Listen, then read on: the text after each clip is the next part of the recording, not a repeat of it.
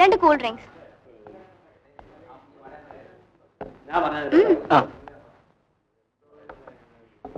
എന്താ ഇങ്ങോട്ടൊക്കെ? ഒന്നുമില്ല, വെറുതെ. മിസ്റ്റർ റോമിയോ പെൺകുട്ടികളൊക്കെ കാണാൻ ഇറങ്ങിയതായിരിക്കും. അല്ല, ഞാൻ ബോംബെയിലുള്ള കുട്ടികളാണോ അതോ കേരളത്തിലുള്ള കുട്ടികളാണോ കാണാൻ ഭംഗി? അത് എല്ലാരും കൊള്ളാം. കൊള്ളാം. Very clever reply.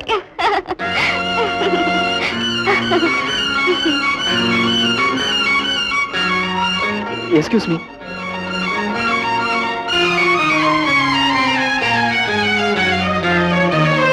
ശോഭേ, ഒരു മിനിറ്റ്, എനിക്കൊരു കാര്യം പറയണ്ട. എനിക്കൊന്നും കേൾക്കണ്ട. അല്ല, കേട്ടേ പറ്റൂ.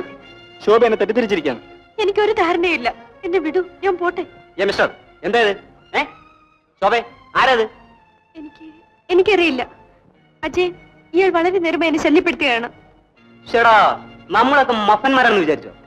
അല്ല, പുറത്തുനിന്ന് ഒരുത്തൻ കോളേജ് കയറി വന്നിട്ടേ നിങ്ങൾ എന്നെ തെറ്റിദ്ധരിച്ചിരിക്കുകയാണ്. നീ ഒന്നും പറയണ്ട, നിന്റെ എല്ല് ഞങ്ങൾ പ്ലീസ്, ഞാൻ പറയുന്നൊന്ന് കേൾക്കൂ. ഒന്നും കേൾക്കണ്ട.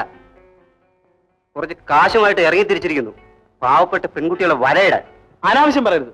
ഞാനും കോളേജിലൊക്കെ പഠിച്ചിട്ടാണ് വന്നത്. എന്നിട്ടാണോ മോനെ നമ്മളെയൊക്കെ ആസാക്കി ഇറങ്ങി തിരിച്ചിരിക്കുന്നത്? മോനെ, നേതാവിനോട് മാപ്പ് പറഞ്ഞിട്ട് തലങ്കലേക്ക് എന്താടാ നോക്കുന്നത്? മാപ്പ് കൈയടാ. എടുത്തില്ലെങ്കിൽ ഡോണ്ട് ട്രൈ മൈ പേഷ്യൻസ്. അവന്റെ ഒരു ഇംഗ്ലീഷ്.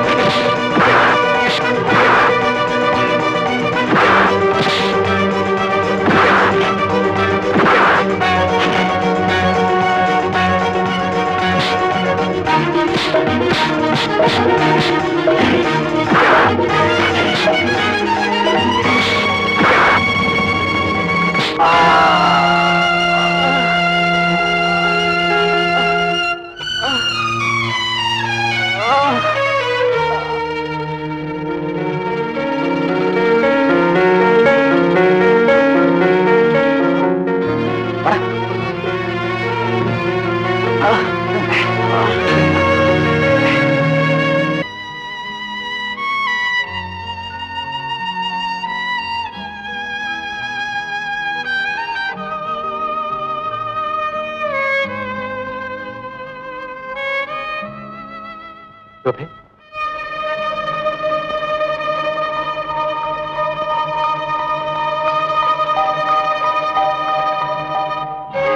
ശോഭേ, ശോഭേ, ശോഭേ, പ്ലീസ്, ഞാൻ പറയുന്നൊന്ന് കേൾക്കൂ. വേണ്ട, എനിക്കൊന്നും കേൾക്കണ്ട. എന്നെ ഇത്രയും നാൾ വഞ്ചിക്കുകയായിരുന്നല്ലേ? ശോഭേ, ഞാൻ വേണ്ട, ഒന്നും പറയണ്ട. രാജു ഇവിടെ നിന്നും പോയില്ലെങ്കിൽ ഞാൻ ഇതിനകത്ത് നിന്ന് നിലവിളിക്കും. പോ. ഞാനിപ്പോ പോവാം. പക്ഷെ എനിക്ക് പറയാനുള്ളത് കൂടി ശോഭ കേൾക്കണം. ഇന്ന് വൈകുന്നേരം 4 മണിക്ക് നമ്മൾ എന്നും കാണാറുള്ള കിളിമരത്തിന്റെ ചോട്ടിൽ ഞാൻ കാത്തു നിൽക്കും. ശോഭ വരുന്നവരെ ഞാൻ അവിടെ തന്നെ നിൽക്കും.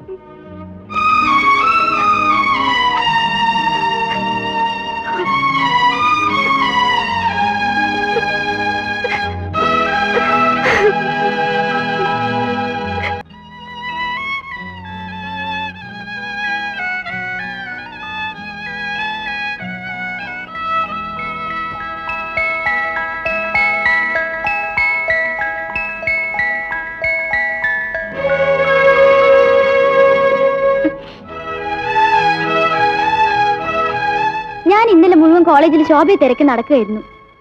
എന്തു പറ്റി? ഇന്നലെ കണ്ടില്ലല്ലോ. എനിക്ക് നല്ല സുഖമില്ലായിരുന്നു. എന്തിനാ കുട്ടി എന്നോട് ഒളിച്ചു കളിയല്ല? രാജു എന്നോട് എല്ലാം പറഞ്ഞു.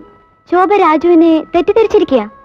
ശോഭ കരുതുന്നത് പോലെ ഞാനും രാജുവും തമ്മിൽ ഒരു ബന്ധവുമില്ല. ഞാൻ കാരണം ഒരു ബന്ധം തകരാൻ പാടില്ല എന്ന് കരുതിയാ ഞാൻ ഇവിടെ വരെ വന്നത്. ഇനിയല്ല ശോഭയുടെ ഇഷ്ടം പോലെ. വേണ്ട, നിങ്ങളുടെ പിണക്കൊക്കെ തീർന്നിട്ട് ഞാൻ വീണ്ടും വരാം. All the best. ഞാനിപ്പോ പോവാം. പക്ഷെ എനിക്ക് പറയാനുള്ളത് കൂടി ശോഭ കേൾക്കണം. ഇന്ന് വൈകുന്നേരം 4 മണിക്ക് നമ്മൾ എന്നും കാണാറുള്ള കിളിമരത്തിന്റെ ചോട്ടിൽ ഞാൻ കാത്തു നിൽക്കും. ശോഭ വരുന്നവരെ ഞാൻ അവിടെ തന്നെ നിൽക്കും.